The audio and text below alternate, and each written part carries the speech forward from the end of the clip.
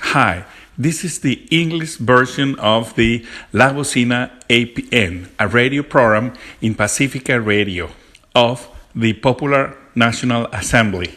This is our program number 54. Today is April 16, 2017. Today, we have an interview today with the activist against the death penalty, Pat Hartwell, and we will share music from Brazil and Portugal, music called a style called Violado music. I hope you enjoy this program today. Thank you.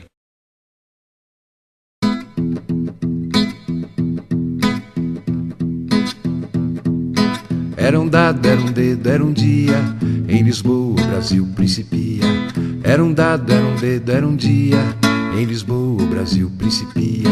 Foi Cabral que era cara retado, que chegou por aqui outro dia e fundou país de poesia, Joões, Manuéis e demais calmarias. Carnavais de carnais alegrias são as carnes das nossas meninas que desnudam país de águas claras e aves raras. Era dado, era dedo, era dia, em Lisboa o Brasil principia. Era dado, era dedo, era dia, em Lisboa o Brasil principia. Em Coimbra destila-se o fado, em São Paulo calcula-se o saldo. Em Brasília discute-se, sente-se, come-se, bebe-se, sabe-se tudo. Em Belém uma torre anuncia, partiremos daqui qualquer dia. Do outro lado do mar nos veremos, e aí seremos. Era dado, era dedo, era dia, em Lisboa o Brasil principia. Era dado, era dedo, era dia, em Lisboa o Brasil principia. Somos nada no meio do mundo, somos tudo na soma de todos, porque somos malucos, malungos, sentimentais demais acima de tudo. Luz a nave amarela Brasilis vai singrando e soltando as amarras no além-mar das paixões portuguesas, com certeza, no além-mar das paixões portuguesas, com certeza. You're So welcome. happy. I'm glad to be here. Yes, the first thing is, let's try to know what's the meaning of death penalty. The death penalty, in my opinion, means vengeance by the state of Texas. This is why we are anti-death penalty. Stats have proven that the death penalty is no deterrent to crime. Crime has not gone down. And so the death penalty, in one form or a fashion, has always been around from the time that they caught a cattle rustler and they hung him up from a tree. The counties had their own death penalty until, I believe it was 1924, and the state took over. And that's why the walls is the walls. There was already a prison there, and obviously they had built a wall around it. But they decided to give the death penalty over to the state. And the first executions were supposed to take place the last part of 1924, I believe. The warden at that particular time, I don't remember his name, refused to execute anyone. He said he was in the business of rehabilitating people, not killing people. And he quit. So the state of Texas had to scramble and find a new warden that was willing to do this. They did find one, and in February of 1925, they executed 5 men that first night, all black men. They are all buried at the Huntsville Cemetery that is close to the walls. I've looked their graves up. What do you think about the situation of the death penalty in all United States? Well, we do know that the southern states still hang on to the death penalty. Florida, Texas, Georgia, Arkansas, Oklahoma, Arizona. The northern states have gotten rid of the death penalty in one way or another. California still has the death penalty, but they have over 900 people on death row that they will not execute. They're tied up in the courts. Yes. 900 people, but we are talking about massive tortures. Yes, yes. Because how can a person live in a death row? I mean, mentally. Well, they're not living. They're existing. These cells... Well, I first should say California has the largest death row. Florida has the next, and Texas is the third, even though Texas leads the nation in killing people. Of course, being from Texas, I know the most about Texas, so I can speak exclusively about Texas, but all the southern states are just about alike. When one enters death row, they lose all human contact. The last contact they have is when they touch their lawyer or they touch the guard in the county. From the time that they enter death row until the time that they are killed, there's no human contact. They live in a 6-foot by 9-foot cell. They say 23 hours a day. But if something goes wrong, they can stay in that cell for 3 weeks without coming out. Conceptually, what is the meaning or how it is the death row? It means torture is what it means. This is why there are so many lawsuits in federal court about the 8th Amendment, the torture amendment. Just because you've been arrested, just because you've been convicted, allegedly, supposedly, the U.S. does not torture people. But we know that to be different. It's the mental anguish. And I usually use the word men, even though in Texas we have 6 women on death row.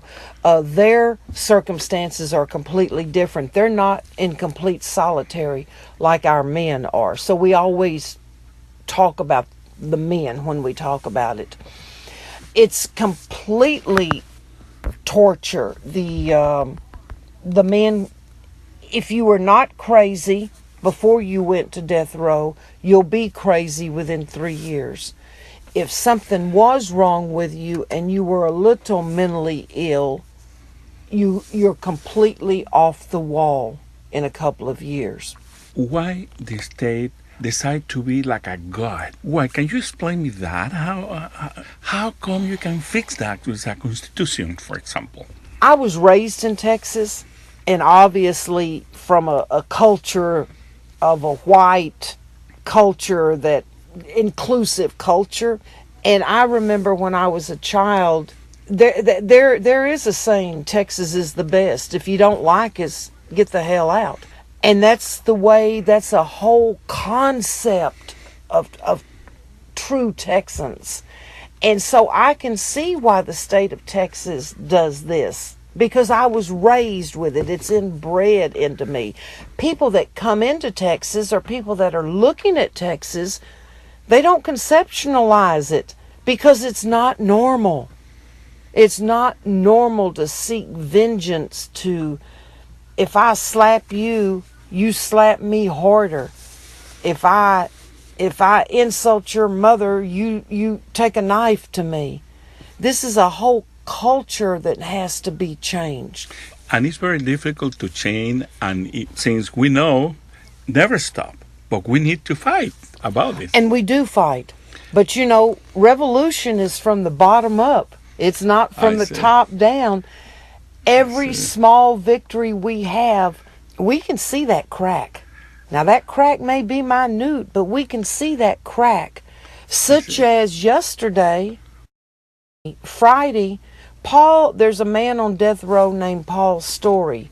He was scheduled for execution Wednesday. When he went to trial, the parents of the victim stood up and said, "We don't want that man to have death. We do want him to be in prison the rest of his life, but we are opposed to death." The DA and the prosecutors ignored them.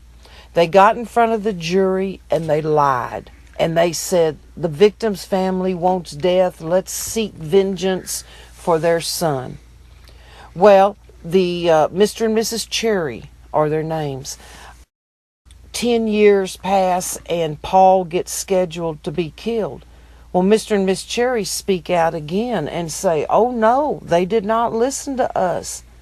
The Tarrant County, Fort Worth, which is one of the beds of racism in Texas, said, oh no, the Cherries are crazy. They didn't really say that. Well, they didn't know they were bargaining with some educated people. The Cherries took it upon themselves to get an appointment with the governor. This is unheard of. They went up to the governor early last week and they said, the DA lied on us. We don't want death for this man. We want him to be in prison because we will not have another mother suffer like we suffered. What's done's done. We can't bring him back. But we will not have on our conscience another mother going through what we went through. So, of course, the Clemency Board got a hold of this. The Clemency Board invited the Cherries. The Cherries told the same story. They will not falter. They said the DA lied on us. Then the Clemency Board said, okay. Then they called them back again to be for sure. The bottom line is, Friday around 1:30 in the afternoon, the Texas Court of Criminal Appeals gave Paul a stay and said this needs to be investigated. So we compliment the Cherries and we give our condolences to the death of their son, which should have never happened. However, we cannot give them enough praise for speaking up and not wanting Paul dead, because they realize that by seeking vengeance and seeing another man die, that's not going to make their son rise up from the grave. And this is a crack.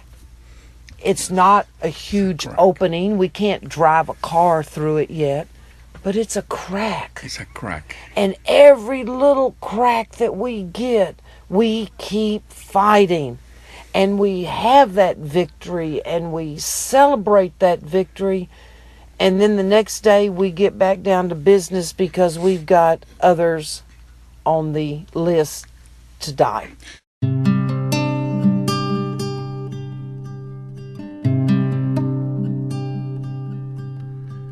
Você está comigo quando eu sonho em toda a minha vida, terra, mar e ar.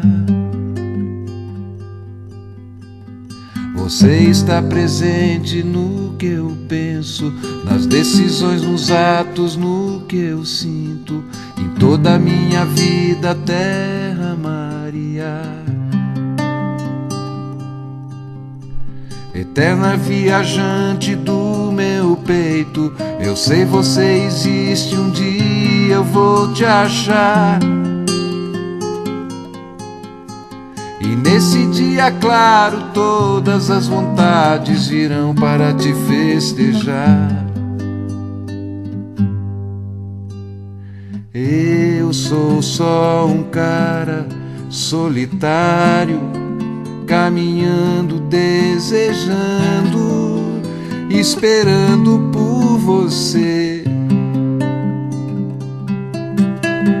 Levo no meu peito bem guardado um lugar desocupado, esperando por você. Você que está comigo quando eu sonho em toda a minha vida, terra, mar e ar.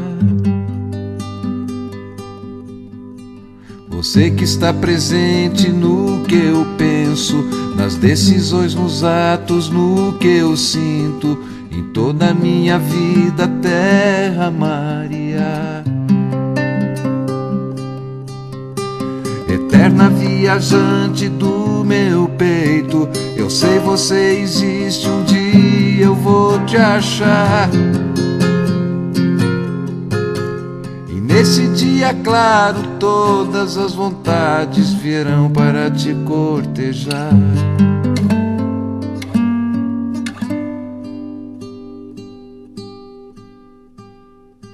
Eu sou só um cara solitário, caminhando, desejando,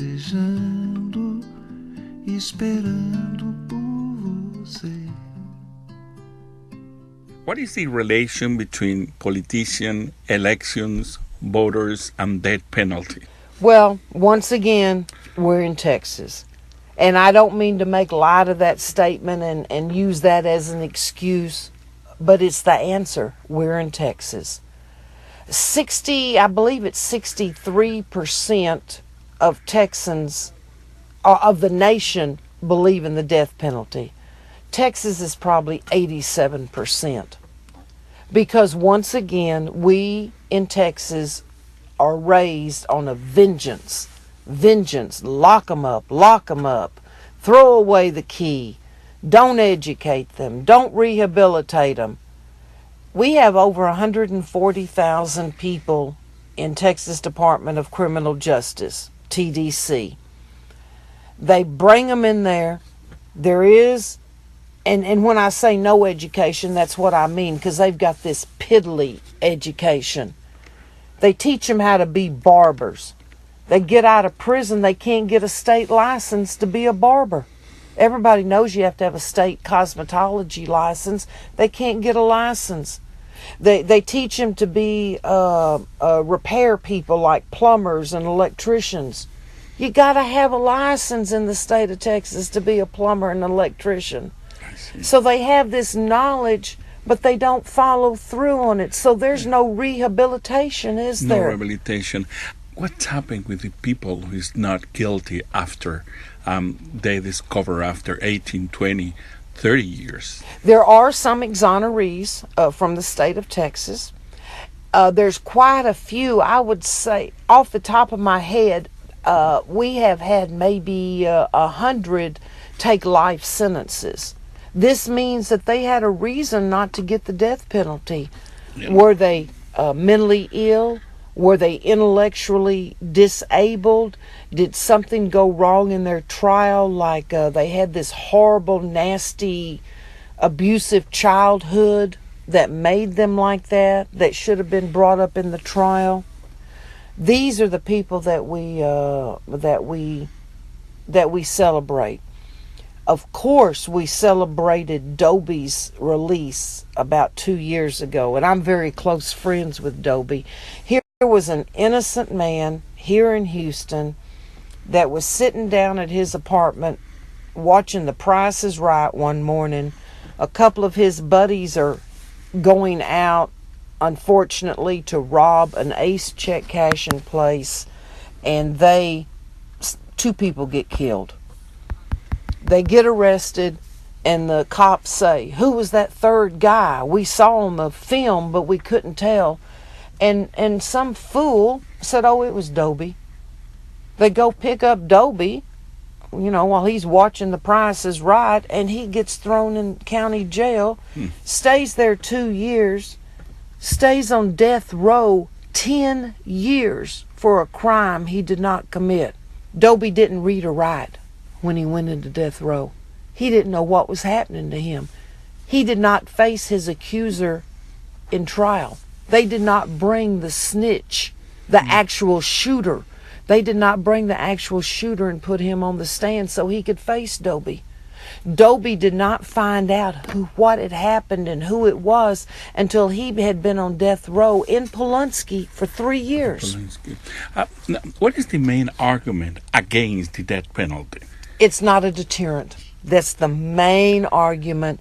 Can you explain something about it? Well, a deterrent means that it does not stop it. If you're in a neighborhood and Johnny kills somebody and he gets death row, it doesn't stop the neighborhood from still having crime.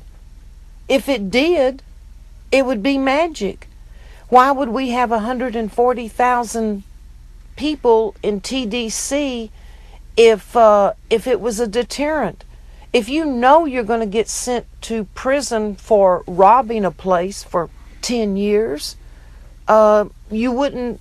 Why do you still go out and do it? Because these young people don't listen. It's not a deterrent.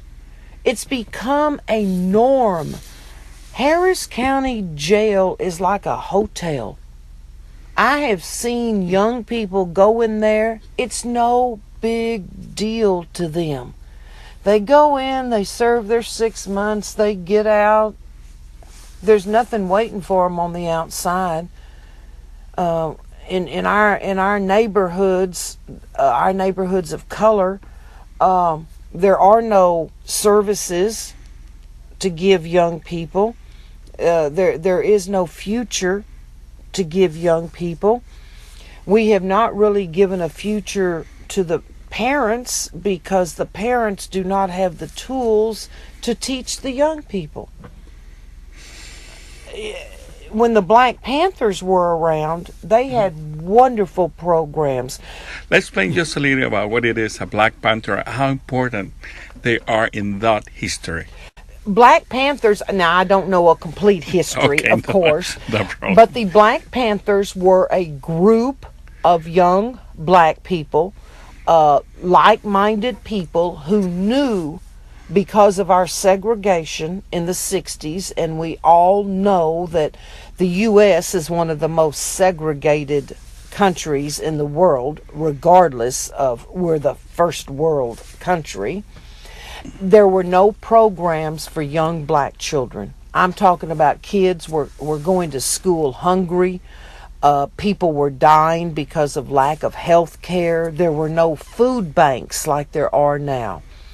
Out in California, a man named Huey Newton and Bobby Seale and all them organized, and they started small community programs in their own neighborhood, which of course has grown, and they started a free breakfast program. There were neighborhood schools then. They're not like they are now. So if you lived in a neighborhood, your mama walked you to school. They set tables up outside the school to feed those children. A hungry child cannot learn. Run by the community. Run by the community. It's not like today. No, but the food programs in the schools are a model of the Black Panthers' free programs. We start talking about Black Panthers because when they were around before the government systematically arrested them and killed them and imprisoned them, they were an empowerment in the black community. Now, when the Black Panthers came around, also the Brown Berets came around in what we called then the Chicano community. And they, the Black Panthers and the Brown Berets, put their differences aside, because if it was up to the government, they want us divided. They don't want the blacks liking the browns, and they don't want the browns and the blacks liking the poor whites, because they know if we like each other, we're going to unite and not like the government. Yeah, I've been seeing recently in different states by the newspaper, G2, and the brown birds working. The last few years, like 2-3 years, they becoming very well organized again, and I've been seeing them into protests against the death penalty. Exactly. Do you know, I was at a protest the other day because our so-called president bombed Syria and killed people.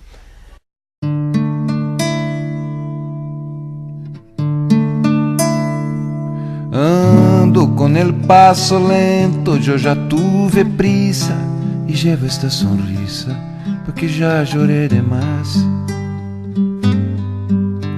Hoje eu me siento más fuerte, más feliz, quién sabe, y llevo la certeza de que yo muy poco sé o nada sé. Voy marchando al frente para vivir, voy voy marchando al frente para sentir, el camino es largo para seguir. Es preciso amor para poder cantar, es preciso lluvia para brotar, es preciso paz para sonreír. Pienso que cumplir la vida sea simplemente comprender la marcha, ir marchando al frente. Como un tropero viejo llevando la tropa, voy andando días y por el camino voy. Camino soy, voy marchando al frente para vivir, voy marchando al frente para sentir, el camino es largo para seguir. Es preciso amor para poder cantar, es preciso lluvia para brotar, es preciso paz para sonreír. Todo el mundo ama un día, todo el mundo llora, un día nos llegamos. There was a brown beret guy there. Oh, so, we have to say hello to all the brown berets, especially the ones in Houston. We love all of them. They're very serious, especially when they have to deal with the police abusing about Jose Campos Torres. They're very well organized. They are beautiful, wonderful, real, they have a very interesting sense of solidarity. Yes, they do. And I repeat, they are a good example of how a community which is very serious affect them. The Mexican American Chicano community, they have so many people into the death row. But it shows the solidarity between everybody. And without all of these different people, the anti-death penalty people couldn't work. But without the Brown Berets and the Black Panthers, because they know it's their people, because we know the majority of the people in prison and on death row are people of color. Now, why is that? Because of the systematic racism. We know, now that's not saying there are not white people there, but all those white people are poor white people.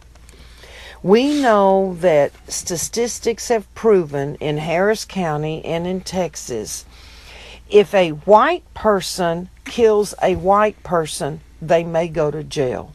If a white person kills a person of color, okay, you get probation. It's the truth. If a person of color kills another person of color, 50-50 something happens. If they kill a white person, they're gone. They end up on death row. Now this is proven by statistics. This is not just someone talking about that. This is the facts. These are the facts, and we know Harris County is one of the worst. Dallas County follows us, Bexar County, and then Tarrant County. What do you hear about the Latino community about this issue? Very little, unfortunately. I have tried, along with other activists, have tried to get the publications to come to the executions, tried to get the publications to follow up and talk about it. Now, the crack is there, and they have done a little bit, but where is Telemundo? Where is Univision when ABC and CBS show up at the walls? I want to see an all Spanish newscast there. Where are the radios? Now, if someone is being executed from the Valley or from El Paso, which all the 99% of the time it's a Hispanic surname, they might show up. But I think that if the Hispanic or Spanish-speaking publications showed up at all of them, it would educate the Spanish-speaking community because right now the Spanish-speaking community is at war. They are at war. They are being arrested. They are being killed in the streets. The U.S. government is after them to exterminate them or move them out of their own country. We see this happening daily. It distresses me to open my Facebook and read the news, and I have activist friends that work primarily with the immigrants, and they're saying in Spanish, here's this sheet of paper, we want y'all to read it and learn how to transfer the custody of your children over to someone else in case you get picked up. That is distressing to me. Because that a mother and a father having to do that and pick someone that may get their children if they get deported. So all of us have to work together, and I think by publicizing the death penalty in the Hispanic community, they can learn to realize, all of us are not in the same boat, but we're in that same ocean. We are very fortunate in Texas to have so many different groups of anti-death penalty people. We may not be in the same group, but we do the same thing. There is the Texas Coalition to Abolish the Death Penalty that deals with the lawmakers. I see. That's the reason why there are so many different organizations. Each one have a different venue or obviously, there's a couple of us. Houston is the forerunner in us because we're in Houston. We're loud. We're brass. We don't mind standing up to anybody's face. I run a huge Facebook page under Pat Hartwell. It's Pat, P-A-T. Yes. Hartwell, Hartwell. And what is the content of this Facebook page? Anti-death penalty. It's Anything news, different case. Exactly. Yeah. Another great activist here in Houston who's been around as long as I have, many more years, is Gloria Ruback. She runs a big Facebook page to abolish the death penalty, and she can be found. These are the ones in Houston. If you're in Austin, there's the campaign to end the death penalty. There's the Texas moratorium against the death penalty.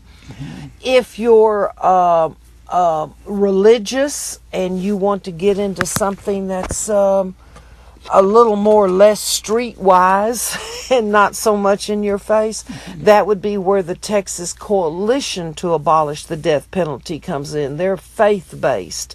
They go into a lot of churches. All of us have our own duty. All of us do different things.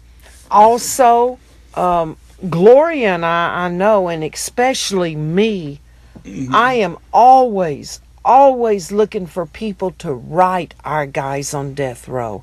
I desperately need people to write in Spanish. We have about 6 or 8 guys who only speak Spanish. And because the way death row... You mean in the death row? On death row.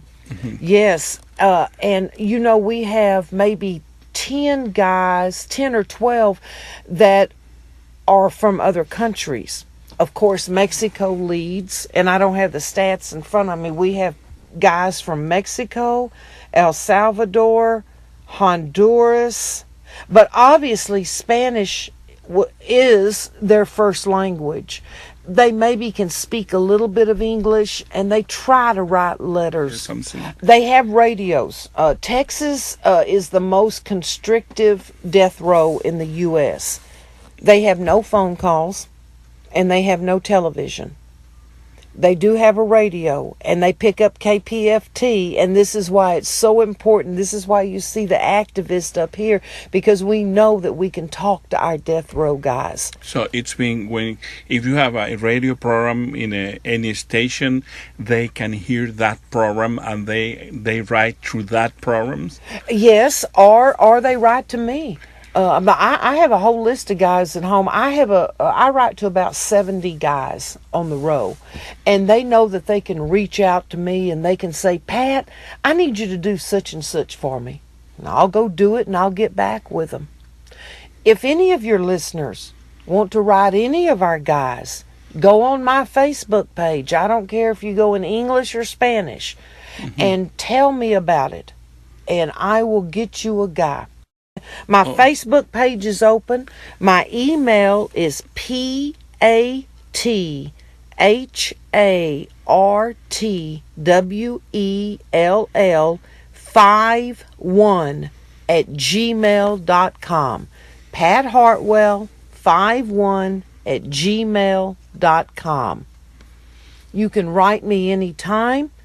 My Facebook page is open. That means that I can get messages from people that are even not my friends on Facebook. I see. And I keep it open for a reason. So I encourage anyone, you can go through my Facebook and take anything off of my Facebook to share, other than my grandkids' pictures. And when one of my grandkids is at a political action, you can take them.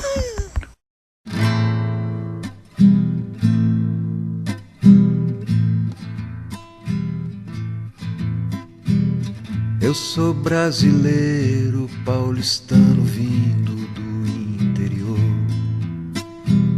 Sei dos meus direitos e trago no peito beleza e amor. Homem do meu tempo, viajante atento, um trabalhador. Não semeio ventos e o meu pensamento é o meu condutor. Sempre um brasileiro, sempre um paulistano do interior. Viajei o mundo, fui longe, no fundo eu conheço o motor que toca o destino e abre caminhos por onde eu vou. Fiz a minha estrada, plantei a chegada e aqui eu estou. Sempre brasileiro, sempre um paulistano do interior. Conheci fronteiras, cruzei as barreiras, provei meu valor. Segurei nos braços a força dos ventos e o peso da flor. Hoje me conheço, me sinto seguro, eu sei onde estou.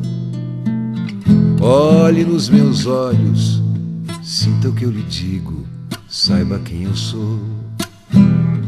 Sempre um brasileiro, sempre um paulistano do interior. Viajei o mundo, fui longe, no fundo eu conheço o motor que toca o destino e abre caminhos por onde eu vou. Fiz a minha estrada, plantei a chegada e aqui eu estou. Sempre um brasileiro, sempre um paulistano do interior. Sempre um brasileiro, sempre um paulistano do interior.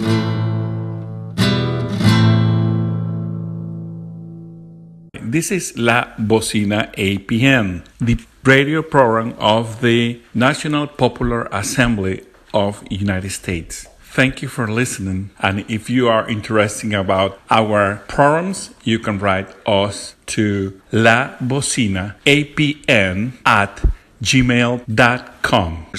I know you get something here, so got good information. So please share with us what you have to? Well, we have 5 men that are scheduled for execution right now. Talon Carter is May the 16th.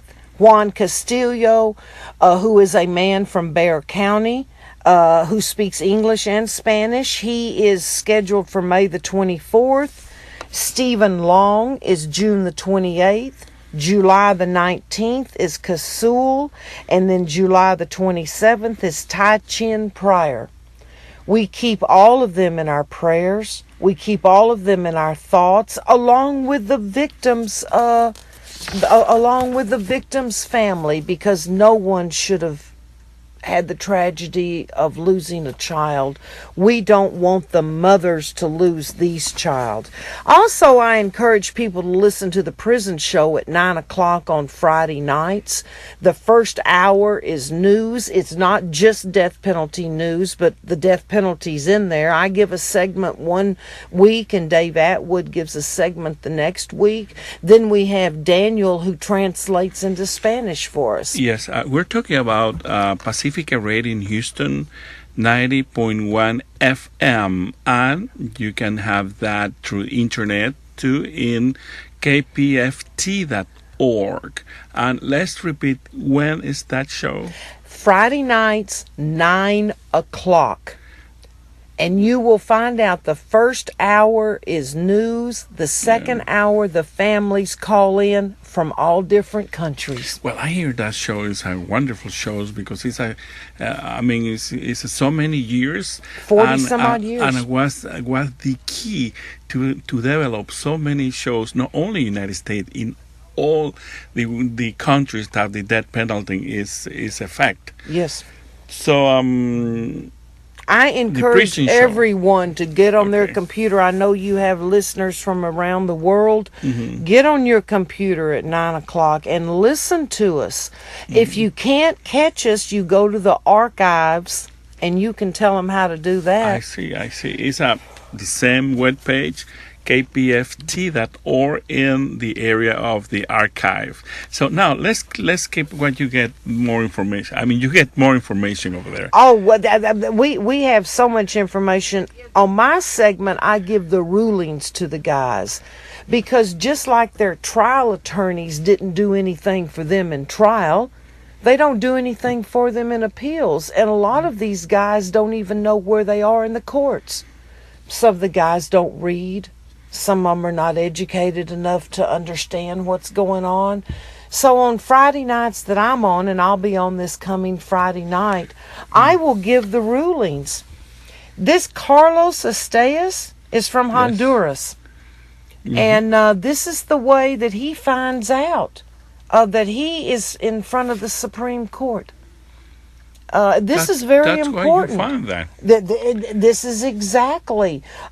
Rick Rhodes is in front of the Fifth. He got good news. He's going to be able not to retry his case, but they're going to investigate it. Unfortunately, Raul Cortez lost in front of the Fifth. These are rulings that no one. Now, some attorneys do tell them, but they depend on the prison show to keep up with their stuff.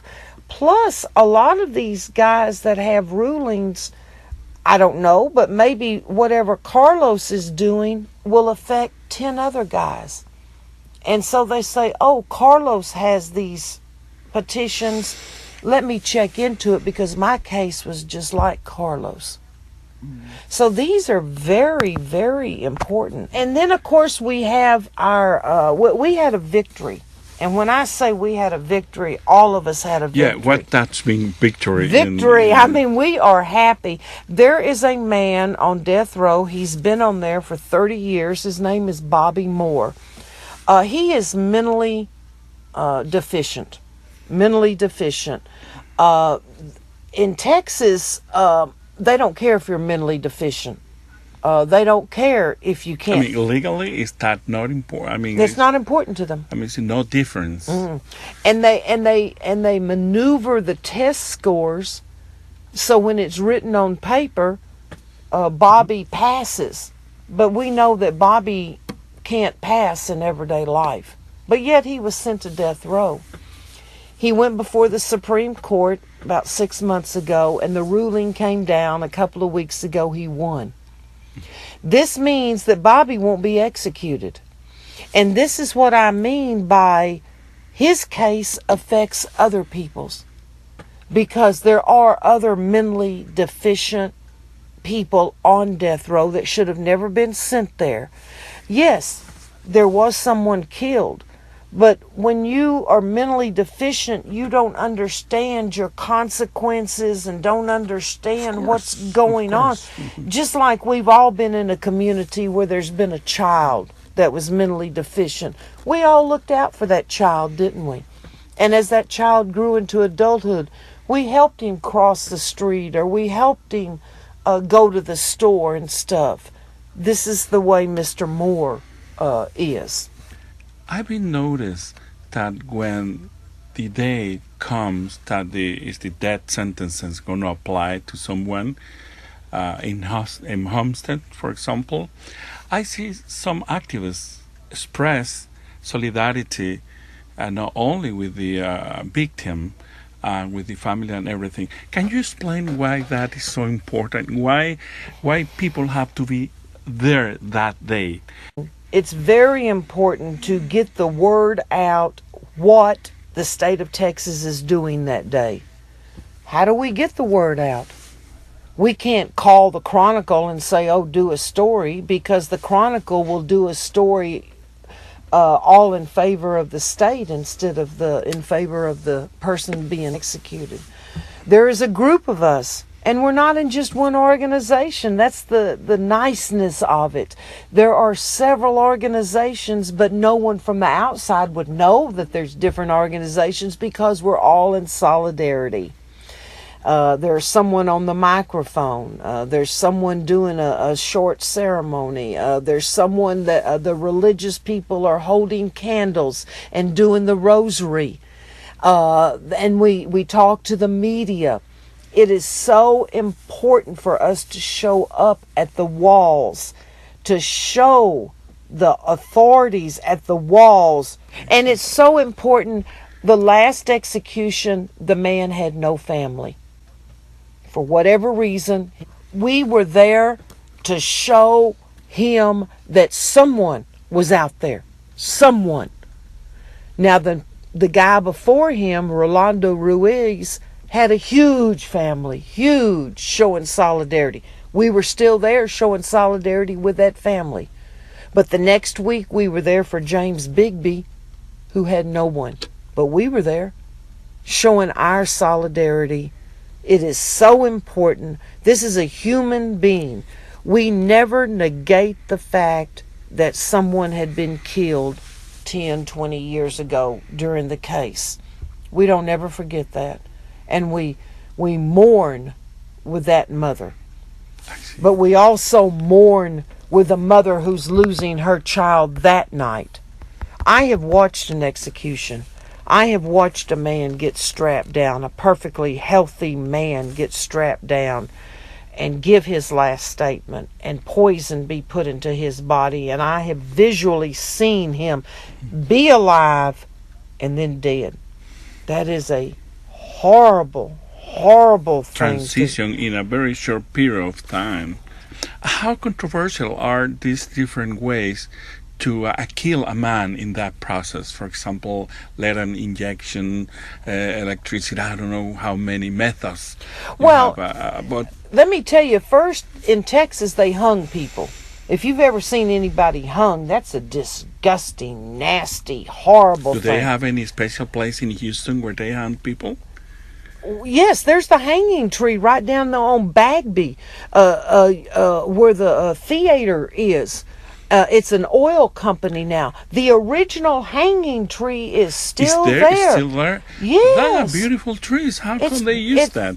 Because that's where the original courthouse was, and they used to have trials and take them right out there and hang them. You know how symbolic it is that it's a tree, the mother of life, used for that trees, and this is symbolically, this is kind of crazy thing. But in Texas, you can go to any big courthouse, Tarrant County, Fort Worth, Dallas, San Antonio, and the tree, you notice the most beautiful tree, and it's the hanging tree. And interesting thing, how come they didn't turn down in Houston that tree? For example, I know to turn down trees. That tree is historic. That tree is protected.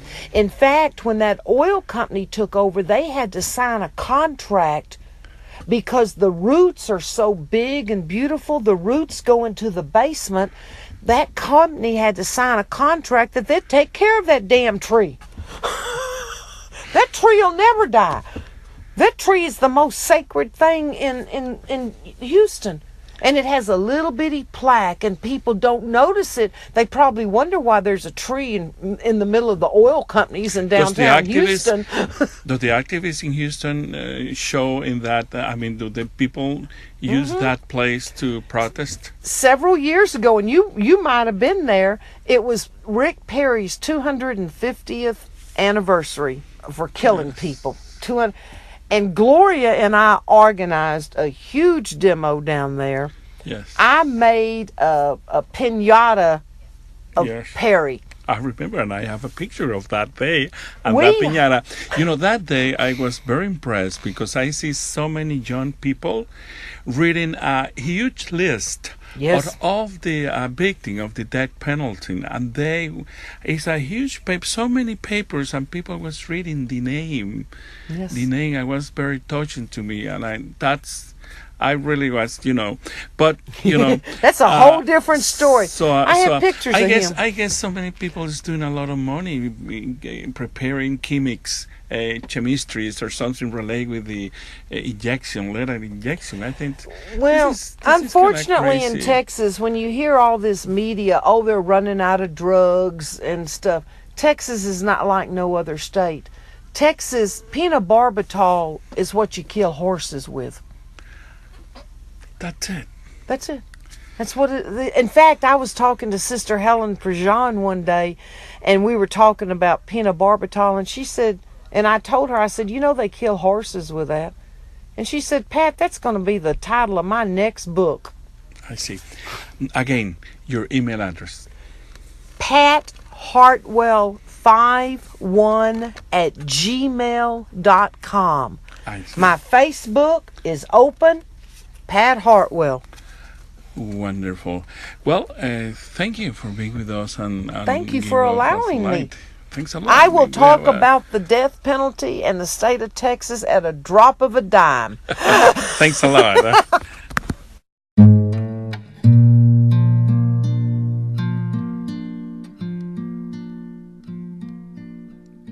Tantas vezes me mataram, tantas vezes eu morri, mas agora estou aqui ressuscitando.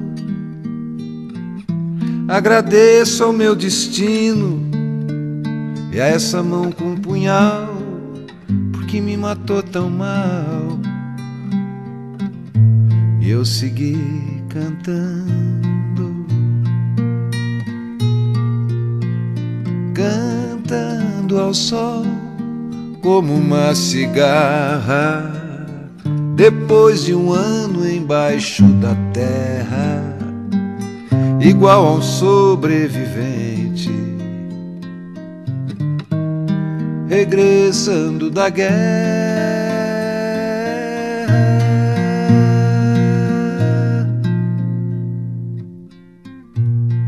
Tantas vezes me afastaram, tantas reapareci, e por tudo que vivi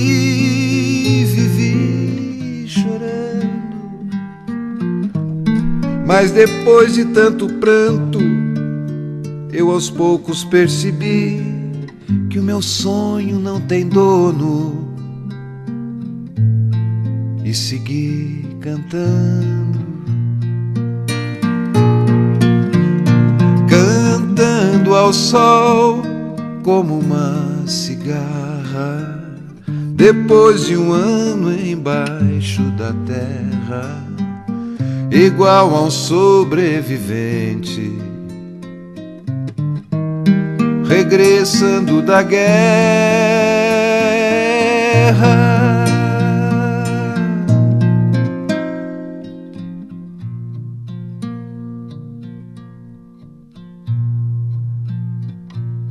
Tantas vezes te mataram, tantas ressuscitarás, tantas noites passarás desesperando.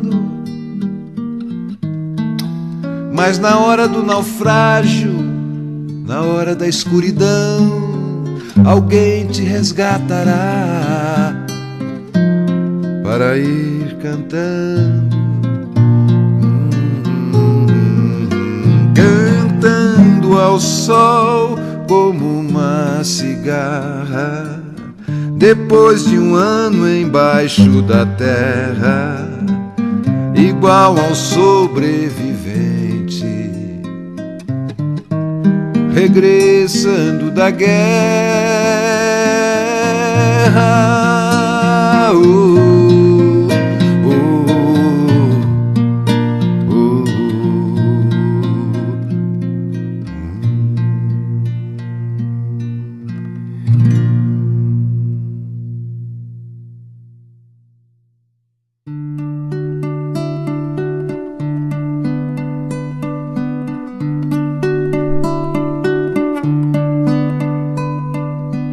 Memória praieira dorme nas estrelas.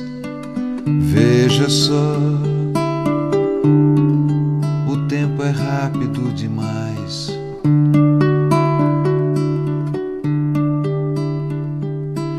Safras de pitangas, mil marés, mil luas, minha vida, nossas vidas e muito mais. Deixa eu provar o mel da aventura. Chama, me chama, não deixa passar o que foi bom ou não. Jamais vou esquecer daquele beijo.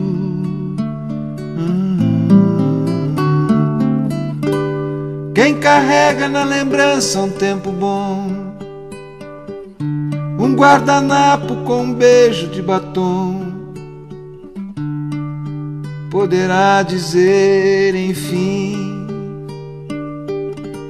que está de bem com a vida.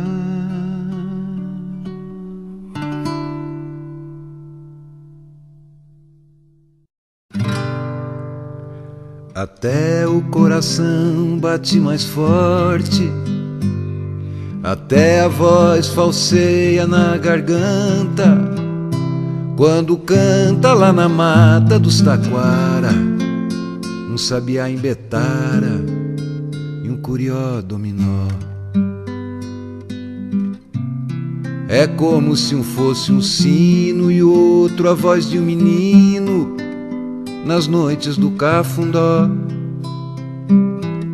Cantam quase de noitinha, quando as estrelas se aninham no colo que a noite tem.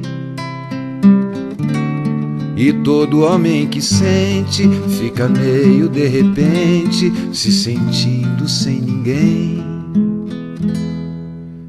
We are in Facebook, in Twitter, in Yahoo, in Instagram, and SoundCloud. You are listening La Bocina APN. If you're gonna write to us, please La Bocina APN at gmail.com. Thank you for staying with us and see you the next time. Pela mata, até que o silêncio os capta e os leva para o além. E o canto dos passarinhos faz a gente de mansinho sentir lembranças de alguém que passou pelo caminho e foi indo e foi seguindo e te deixou sem seu bem. Até o coração bate mais forte, Até a voz falseia na garganta quando canta lá na mata dos taquara, um sabiá embetara